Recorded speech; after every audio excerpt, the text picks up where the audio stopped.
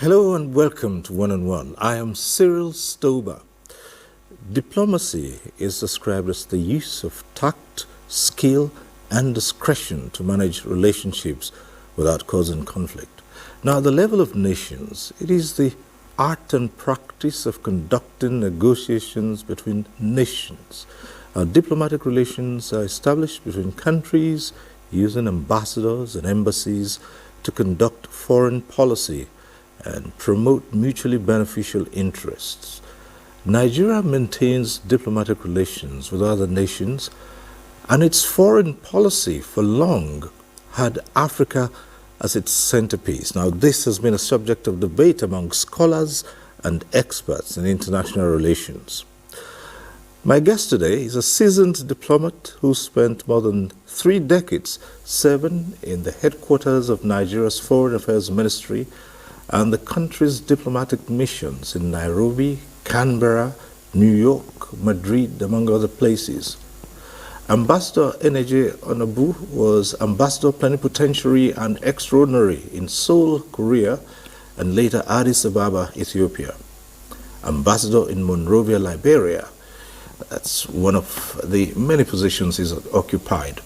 He brings a wealth of knowledge, part of which he has captured in a book. Ambassador Onabu, welcome to One on One. Thank you. It's a delight to be with you today, still. Right. We often mix up this foreign policy, diplomacy, which is diplomacy or foreign policy, which comes first? Diplomacy, foreign policy? Obviously, Cyril, what comes first is policy, of course. You have to have policy that embodies your values and ideas and visions of the world, which you try to articulate and implement through diplomacy. So foreign policy gives birth to diplomacy. That's the way it flows. That's the way it is. Right. Yeah. But then in our introduction, we did say that Nigeria has its foreign policy.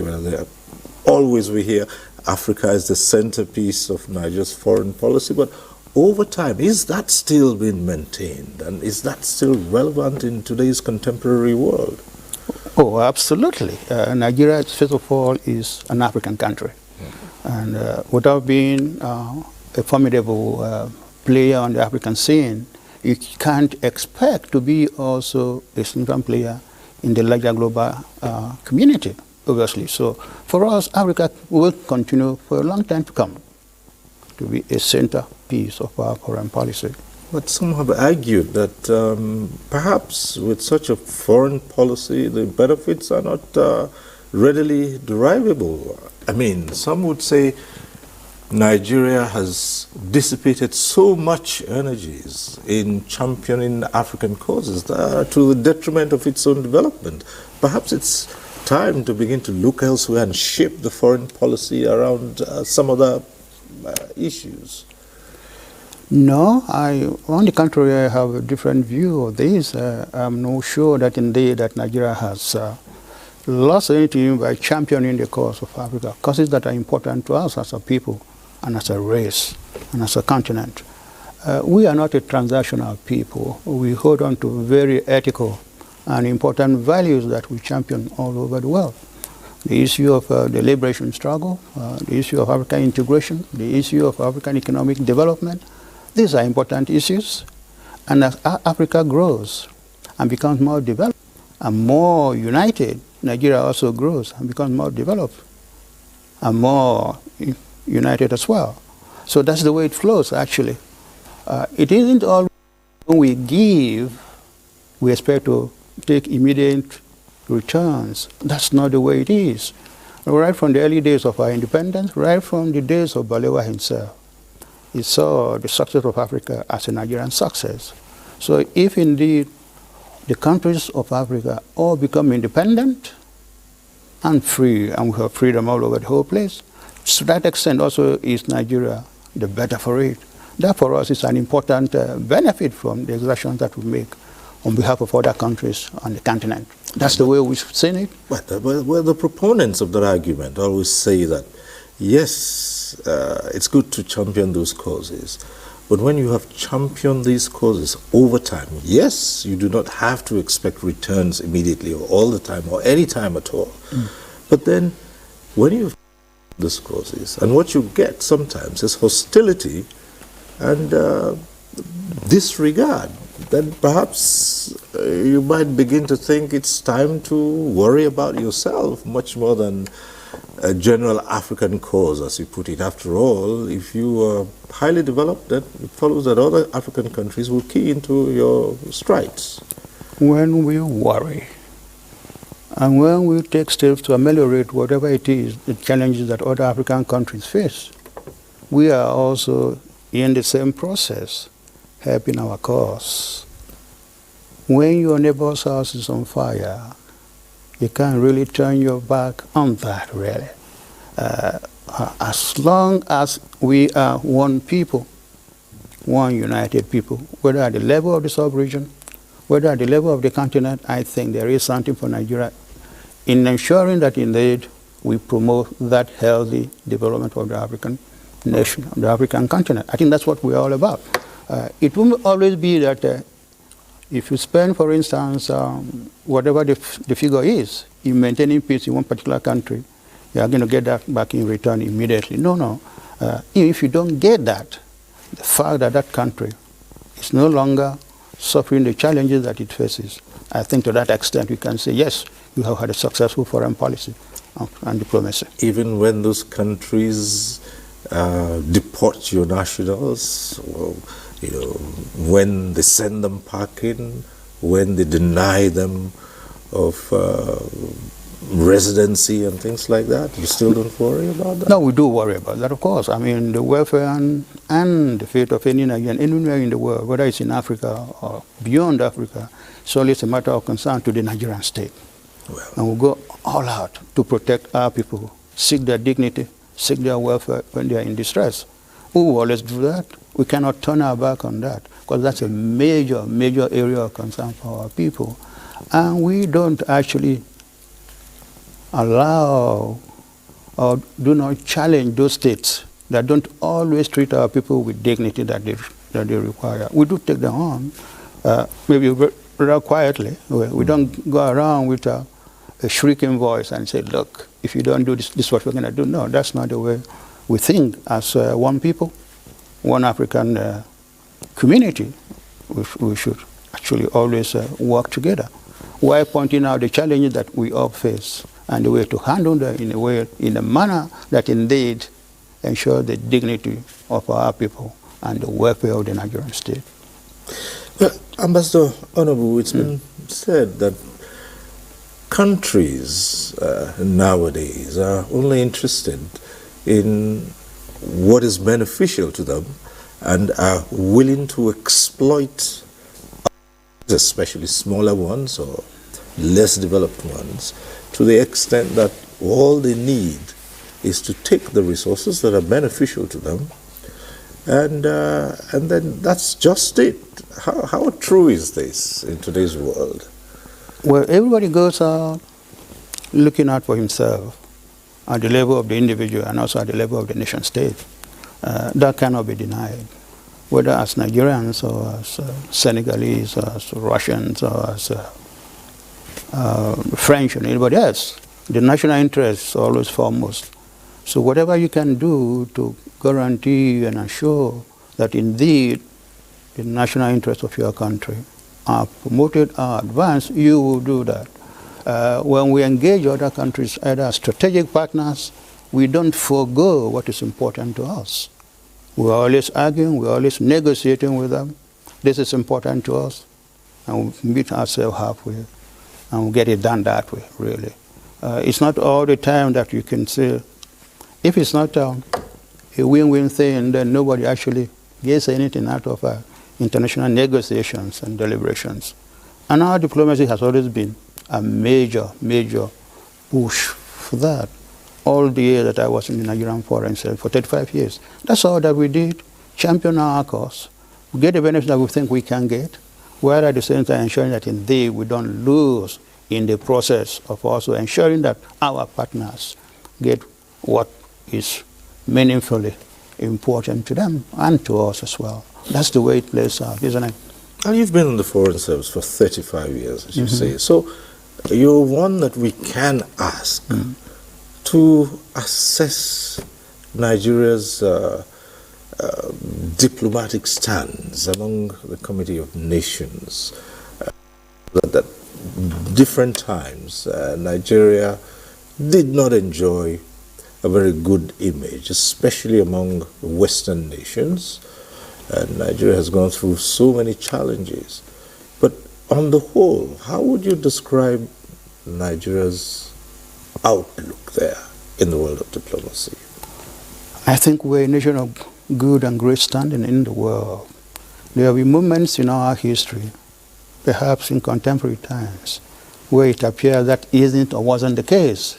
But overall, I think Nigeria is a nation of consequence. It's a nation that other countries respect, in spite of whatever challenges we may be going through at a particular point in moment. And I can go on to elaborate on some of this, where indeed our counsel is valued. People come to us. There are many countries who know that you cannot really come into Africa unless you go via Nigeria, for obvious reasons. Our size, our population, and our standing, and our voice in the world, and also in Africa as well. Nobody can get, if they think they can disregard what Nigeria stands for. No, they don't do that. Instead, they come to us and we talk. Where there are differences, we iron them out. And where there are possibilities for real, proper, beneficial engagements, we pursue them. That has been always the way that we have approached our diplomacy all the years that I was in the Foreign Service. And these have been largely successful. To what extent would you say? I think so. If you see some of the great achievements, if you like, if I put it that way, that we have registered, you come to that conclusion that indeed we have had a foreign policy that have been productive in the ways that we got the things that we wanted done. There have been many instances where Nigerians who sought, for instance, high-level positions in international organizations got them. And a number of them that one can mention immediately, right, starting from Chief Anyoku when he became Secretary General of the Commonwealth, all the way to General Gaba when he became President of the UN General Assembly.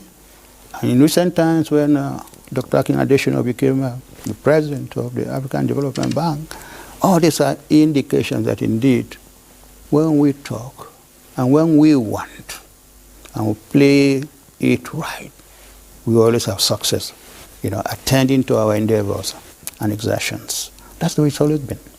Well, you say it's been productive largely, and let's go beyond just the matter of friendly relations. As nations expect that these relations can translate into bilateral and multilateral agreements, boost in trade, for instance. But oftentimes you hear that the level of trade between Nigeria, particularly and the developed world, has always been in deficit. It's a disadvantage to the country. Now, we are so well respected, but they are taking more, than we are getting from it. Well, you can say that, but also you have to look at the flip of it, frankly. When you engage others, you look at what you put in on the table and what they are bringing to the negotiations. It's where there is a little bit there's deficit, you try to cover those up. The last 30, 40 years, I would say, when there was a certain deliberate, intentional move on our part to seek concrete material benefit from international relations and our diplomacy and all that, when we moved a little bit in the area of economic diplomacy, for instance, we wanted to make it a core element of our foreign policy, it's because of what we're talking about here. We saw the need to actually bring a certain immediate and tangential or consequential benefits to what it is that we want as a people. If our economy is suffering or slowing down, and if we believe and feel that a particular country or a particular group of countries can have in the area that we have a little bit of challenge, we will engage them. And that we have done, whether it's with the European states, whether it's with North America or South America, or whether it is with the Asian countries, or even more so among developing countries themselves, what we are able to do with ourselves within Africa, within our sub-region, and beyond that to the other developing countries in Southeast Asia, in Latin America, in the Caribbean. We seek to engage everybody. And most often than not, you can talk about the real, tangible benefits that those real engagements bring for us as a people, and as a country, and as a nation. Well, we ask these questions because you've been around, you've been in so many of these missions and served over a long period of time, 35 years, and you've put down your experiences in a book you call Fragments of Time. Yeah. And the first thing I would like to ask you is, those 35 years, especially the ones where you were in various missions abroad, they weren't easy, were they? Because we hear that sometimes being in the foreign service is a tough call, especially for a country like Nigeria. It's a fantastic job and vocation, I tell you, and we have a foreign service that's up and doing, actually. We know the challenges that we face. We have well over 100 missions worldwide. Managing that on the lean resources that the country has today also could be a challenge in itself. But nonetheless, yeah, we still get the job done, and done in a way that produces results for our country. 35 years of going around the world and negotiating for the country, and looking at those areas that we need engagement with others have been particularly productive. It's not often understood and realized that our ambassadors or our missions or our embassies or consulates are doing a human job on behalf of our nation. And they get results. And that's the real beauty of it all. All those men and women that you have sent out on behalf of Nigeria, on behalf of the country, they are there in the vineyard working for you. And they're proud to do so. And they are getting results. In all of this time, which would you say was most challenging? Serving in African countries or serving in Western nations? What would have been the most challenging time you had? The word is not challenging, actually. The word is, where did you find the most productive engagement? When you are there on behalf of your people, the Nigerian people. Very often, from my own experience, service in Africa is extremely a wonderful thing.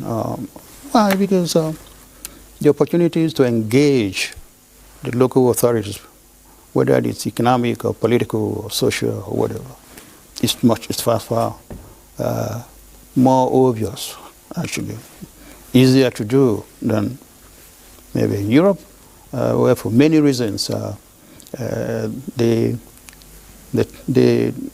avenues are not as simple and straightforward as they may be in Africa, actually, where the reach of the envoy, or in this case the ambassador, is far broader, far easier, and you can get things done immediately, and you can see the result of your work. My last major post was in Liberia, 2003 to 2007, the Liberia was just coming out of the second civil war, and Nigeria was playing a very vital and dominant and important role in bringing peace back to the country. So the role of the ambassador in Liberia as the anchor for the Nigerian response to what was going on over there was critical. And the local authorities understood that because we had boots on the ground. Yeah, we could ensure that indeed peace and stability was maintained in Liberia. So it was useful. So you can see that the issue of war and peace of life was not just an esoteric discussion. It was real. You know, you could guarantee your soldiers are there working on behalf of the country. You are the ambassador there. They listen to you. They take instructions from you. Of course, they take instructions from home too. But you're the one who's responsible to the president, who indeed will insist that the people we have on the ground there are actually carrying out the orders of your president, even though in the name of ECOWAS, the sub-region, but we were doing it, we're getting it done. So you could see that real usefulness and success, if you like, of the endeavors of the ambassador or the mission in the place like, as you just mentioned. Right. Sometimes, are you hard put to explain policy, especially when it has to do with international organizations that are trying to impose their suggestions on you, and the country is moving in another direction, and somehow you do know that the organs you're talking to may have some beneficial, dividends, if you like, for your country, and you have to explain to them. How often do you find yourself in a situation like that? For me, there was never any difficulty, really, in such situations. As long as you remember and understand Nigeria first, Nigeria last. Any other thing doesn't really matter.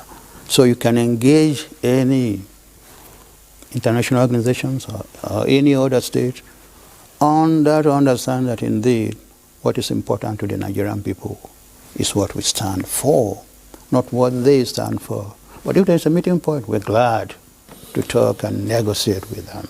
I think that's what is important. Some Nigerians believe that there are times when Nigeria should be talking tough and stamping its foot on the ground, but that it doesn't happen all the time. Do you really think so? Let's take Liberia as an example. You were in Liberia, and there was a time Nigerians were not too pleased with, after having invested so much in Liberia, and they said, look, we had boots on the ground in Liberia, all kinds of sacrifice, yet other Western nations came and were taking the credit. And there was little or no attempt by the Liberians to say, no, it's Nigeria. And so some Nigerians felt, look, we should be talking tough and telling them, look, we did all of this, but that didn't happen. Is that part of diplomacy? No, not at all. I think we did do the talking when it is necessary to do any such talking in the right place and at the right time. There's no point mounting the soapbox and then you're shouting all over the whole place. Nothing gets done that way, actually. One, you're not in charge of those countries. Well, you got to understand that, yeah? And you have to leverage whatever assets that you have with those people who can make policy in the country in question. They may be facing challenges, but they're still nation states with their sovereignty in place. You're not going to walk all over them. No, nobody does that. If you did that, they would rise and say, no, where are you coming from? We didn't bargain for this. We are one people. But even if we are one people, we are also a nation state. So it's important to understand the delicate nature of international relations, pride, national interests, all these matters, big, small nations. At the end of the day, they are still nation states, and they will insist and their sovereignty. You got to bear that in mind. And every ambassador does that, understands that as he or she is pushing the Nigerian agenda, do so understanding the consequences of being brutally frank when you don't need to. Yeah, if you dedicate, if you work with quietly, maybe you can get things done. You can. Well, at this point, we'll take a short break. When we return, there'll be more. Thanks for staying with us. I'm still here with Ambassador Energy Onabu, a retired career ambassador. Just before the break, we were looking at different scenarios, but let's start off on the second segment. Okay. Nigerians travel a lot, everywhere in the world.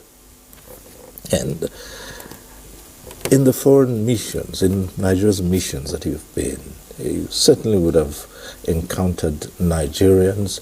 It's been said that fewer than 60% of Nigerians who travel out are documented, really, and Nigeria's missions abroad hardly know the numbers, the thousands who are out there without relating with the missions. Is that right? I can validate the numbers, whether it's 60% or 40% or 80% of Nigerians are who aren't in any real interaction with the mission. But when we do know that they are there and they have issues that require intervention on our part, they come. And we never hesitate, to push for them, to bat for them. And that's the way it is, actually. Because one of the major functions of an embassy is consular, to look after your people. Whenever they are in distress, it's your job to get them out first before you start asking questions. Well, that's when you know they're there. Usually, even when you don't know that they're there, once they get in trouble, you get to know they're there. You may not know before they get in trouble, but once they get in trouble, you get to know. Either the authorities of the country, who raise ruckus, and you get to know. And then once you get to know, you begin to take those steps, those measures that can ensure either their safety or their defense, or if it becomes necessary, their repatriation, as has happened several times in North Africa, back home, all that. But you don't know when they're going. It's just like, if you don't know, you can't do anything. But if you know, you're obligated to do something. And we take that seriously as part of our mandate and job, looking after and protecting our compatriots, wherever they may be, whatever the circumstances. We don't ask questions. We don't say, because of this, we're not going to help. No.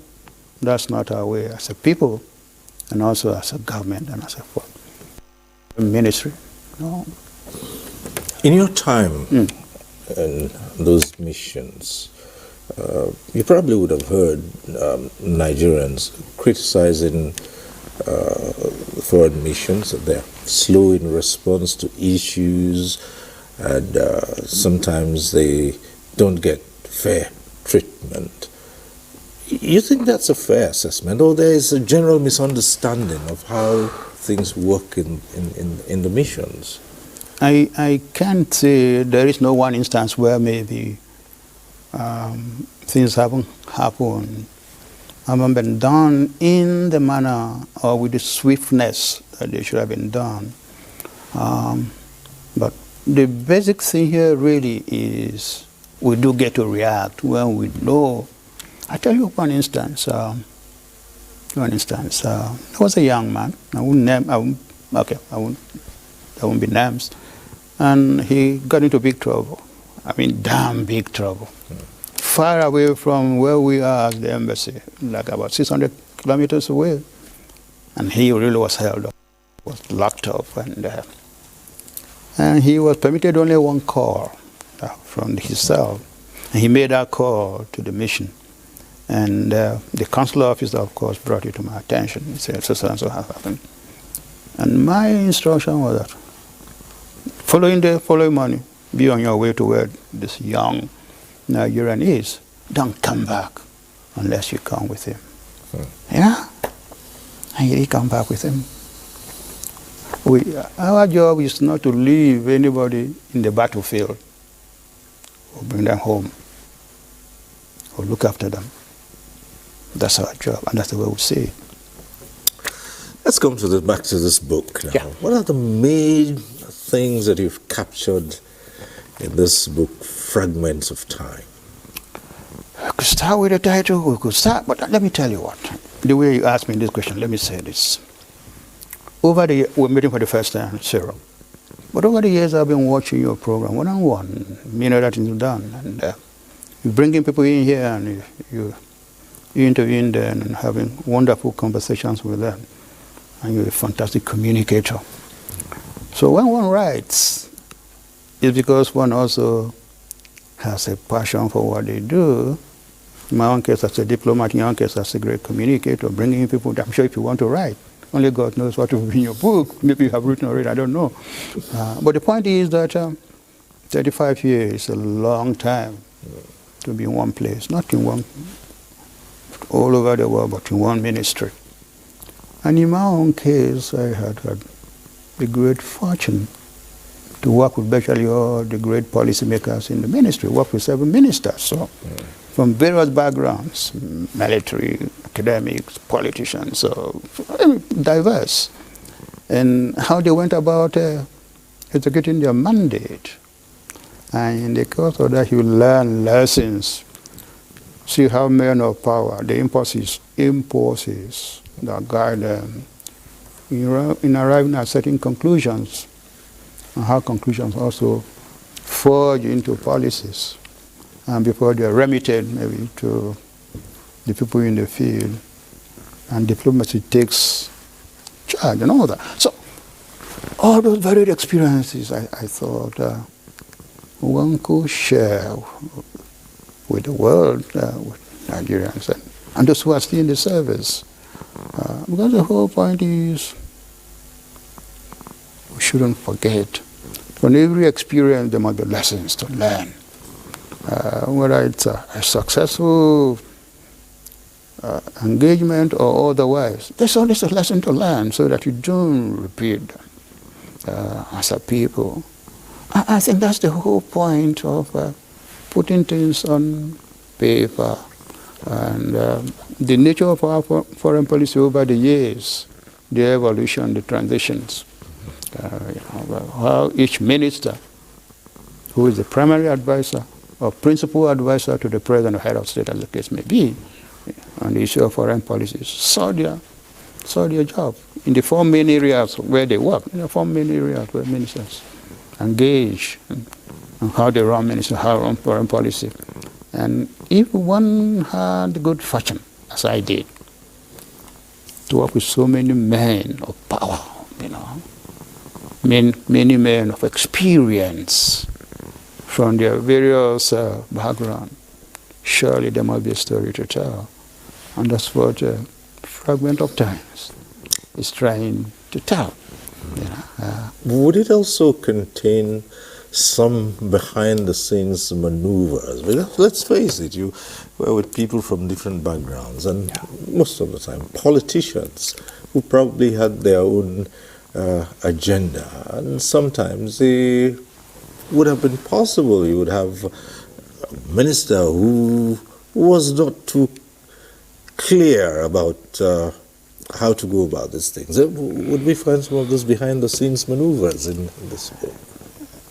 In the fairness of policy making or policy formulation, there are always contending positions and people sharing, coming from various, but it's not the job of the bureaucrat or technocrat to lay it all there on the basis of need to know. I think it's important for every country, if I may put it this way, every nation. It happens virtually everywhere. It's only on the basis of need to know that certain things come out. The others, we live in the realm of speculation. I'm not sure that it's profitable to have a naked, a disrobed republic, that everything's out there. No, no. So, The thing that are in there, the thing that should be there. Expectedly, there's a lot of diplomacy would be in this book itself, coming from a diplomat. Yeah. So we're pretty careful about this, and it's not to say that you won't see in the fragments of time the things that you need to know to give you a solid idea of where we are coming from in terms of our place in the world. And as I say, how we have managed our international relations from the very early days of our republic, from Balewa, what he stood for, why he went to the Congo, we come back there, why we did what we did in Southern Africa, why we were called the frontline states, and why we say Africa has come of age. There are reasons for this. Yeah, there are reasons for this. And I think it's important for scholars and for people like you and every Nigerian to know what we stand for, why things were done, and why they were done in a certain way, and what have been the benefits for us. Sometimes, as we started, people don't see immediate obvious benefits. Oh, Nigeria is Father Christmas, whatever it is, all sorts of. Well, we do hear that a lot. All sorts of phrases like that, Father Christmas, big brother. Yeah, you will hear that, you must have heard that a million times. But believe me, Cyril, there's nothing that we have done, as far as my recollections go, that have been done in vain or done with misplaced understanding of our purposes. The result may not be immediate, but over time we do have results. As a diplomat, let me ask you this. There are times when Nigeria has received very negative reviews. How does that make you feel? And how do you go about changing this?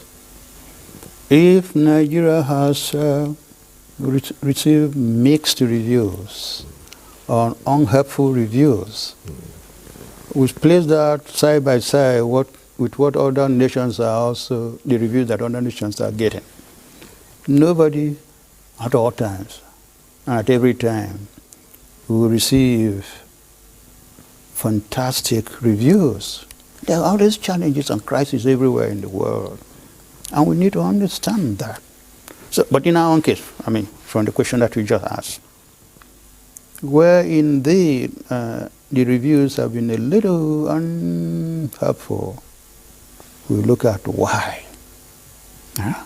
Why that, and what remedial actions or decisions or steps we can take to assuage or to take care of those issues that have been brought to our attention. We do get to know ourselves anyway. Whatever is happening here, before they become externalized, we know, we Nigerians, and this is our country, we know. So we take those steps in terms of the way we calibrate our diplomacy to take care of those unhelpful allusions that may have been made about Nigeria and Nigerians as a people. Yeah. Ambassador Honorable, this may not be what you'd like to speak about, but we can't but ask you this. There have been a lot of debates about diplomats. You were a career diplomat. But over time, we've had a high level of non-career diplomats, politicians being appointed to head missions abroad. And some scholars would think, yes, you can do that, but they should be in minimal numbers. The belief that there is a huge advantage to have career diplomats out there than just plain politicians. What do you think? No, I will not shy away from the question you asked, and all I can say, Cyril, is there are no hard and fast rules about this, how ambassadors and heads of mission are appointed, depending on the country and depending on the era. The last 50 years at least, there's been ebb and flow. In some administrations, the ratio is tilted in favor of a career ambassador because that's what they're trained for. Spend all their lives, Right. training to be great diplomats and negotiators, understanding the issues, going out there batting for Nigeria. And they get good rating and all that. In some other areas, you find that the ratio is skewed the other way. Maybe sometimes it becomes 50-50 or so, even 40-60, as the case may be. That can be a worry if indeed persons ask to deliver for Nigeria, because that's what ambassador appointment is. Yeah. Go deliver for Nigeria. That they understand the issues. They understand the negotiating environment. They understand the rules of procedure, so that when they go there and they go with their mission charter, every embassy has if it's Nigeria in Asia, this is what we are looking for in Asia, or this is what we are looking for in this Asian country or Latin American country or whatever European country. This is what why we are doing everything else but this. Yeah. If you understand that, and you're sharp and you have a bright mind, and you're surrounded by good officers, you can get a lot done. So to go back to your question, yes, I was a career foreign service officer. As I said, spent all my time there, from being a cadet all the way to the top. Yeah, and you expect that if you work hard, that if you're diligent, and that if you have no dark spots in your temperament and whatever else, you can get to the top. And then you don't, for no fault of your own, because the places have been taken up. It becomes a matter of worry. Yeah? And you will expect that appointing authorities or appointors will understand that. I suppose every profession, it's not just diplomacy alone, whether you're in the police or in the military or wherever else, or you're in academics.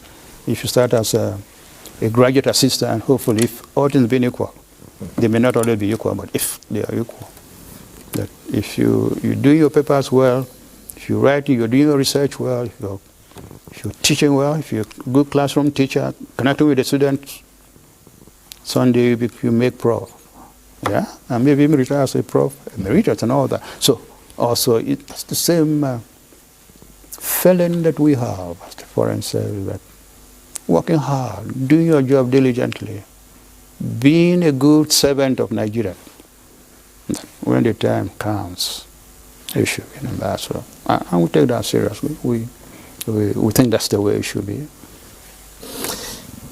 Let's come back to you personally, perhaps to understand your sojourn in diplomacy and the foreign service for 35 years. Let's understand the person behind all of that. Going through a snippet of that about you, you always wanted to be a diplomat. Yeah. Why was that? Oh, I think in the preface, I'm not sure, maybe in the preface or so, I talked about my old man, my dad.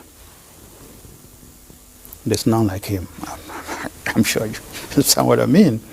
And when I was growing up in the late 1950s, under 10, he was a man that in tune with the world. It's Grundig radio there. Every time we're picking news from BBC and whatever was going on in the world, he knew. Way beyond Nigeria, way into the world, you could converse. And I was intrigued by that. And I said, I must discover this world too. That so fascinated this old man. So maybe he passed it on to me. And I went to secondary school, university, and I took my degree in the social sciences and a second one in the social sciences, leading me in that direction. So it was, for me, a lifetime ambition and vocation.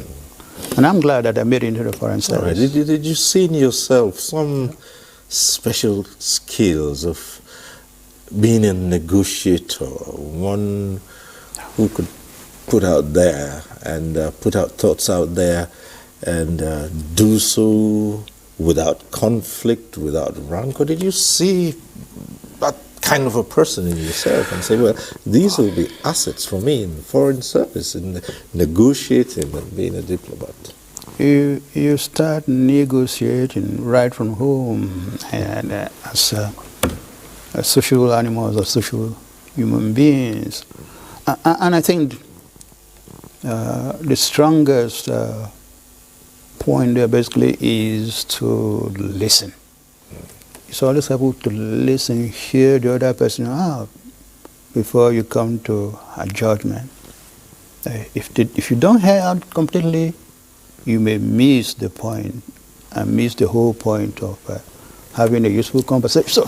So basically, I would say yes, a certain calmness, a certain ability to listen, and a certain ability also to understand what is being said.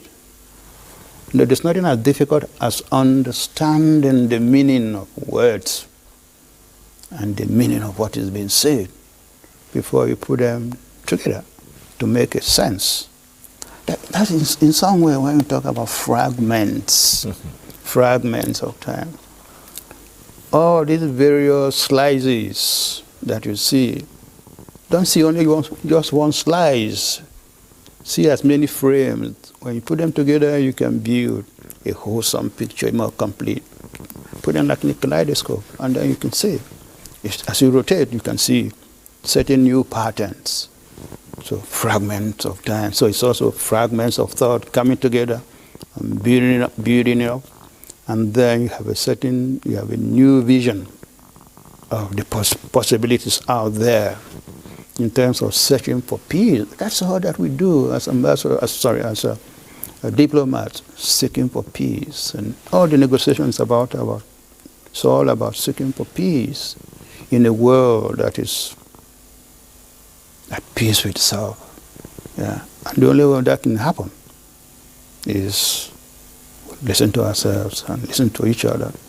Otherwise, as I said earlier on, you make the same old mistake. There's no point in time, from whatever age, that the world does not have crisis. So the art of negotiation is an enduring one. Keep war at bay and see how you can allow peace to envelop the actions of nation states. And that's all that we do as diplomats, and we enjoy doing that. And all of this is encapsulated in this book, Fragments of Time. Just lift it up a bit, and we'll just see that. Yes, please. Have it. That's yours. Fragments of Time, and all of what you've said here is captured in this book here. Yes, is this your first attempt, or you have written before? It's good that you asked that. After retirement, I thought maybe, what do I do with myself after retirement? I did ask myself that question. And I said, okay, maybe I could do about 2 or 3 books, maybe a trilogy of books, maybe volumes or so. Maybe I could start with a biography or autobiography, full-fledged autobiography. This is not that. Or secondly, this one, do a memoir about my time strictly in the foreign service and all the issues that I encountered and dealt with. And finally, maybe if I still have the energy, do a standalone thing on one particular aspect of foreign policy. My time in Liberia, the Civil War years, and the role of Nigeria in bringing peace back to that country. That could be a story. Oh, now we have enough material to do that. So I don't know. I've just done only one, but let's see how things go. Right. Okay. So we can safely say we're looking forward to another from your stable. Thank you. Yeah. Thank you so very much. Fragments of time, my foreign service years, and we will look forward to that. And thank you. Well, Ambassador N.A.J. Onobu, it's been interesting having this talk. We hope to ask you to come again and explain certain aspects of diplomacy. We hope you'll oblige us when we do. Oh, certainly, it will be my delight to come back and have further conversations with you. It's a beauty having a dialogue with you. You're so well knowledgeable about these matters. Thank you so very much. And this book is set to be presented to the public? Yes, it will be publicly presented on Tuesday, the 5th of May. That's roughly another 4 or 5 days from now. Right. Yeah, at the Rotunda Hall of the Ministry of Foreign Affairs. Right. Yeah, and we look forward to you being around that day too. Yeah. Thank you once again. Thank you, sir. Right. So delighted to be here. And that's our program today. We thank you for watching. Next week we'll be back with One on One. I'm Cyril Stober. Bye for now.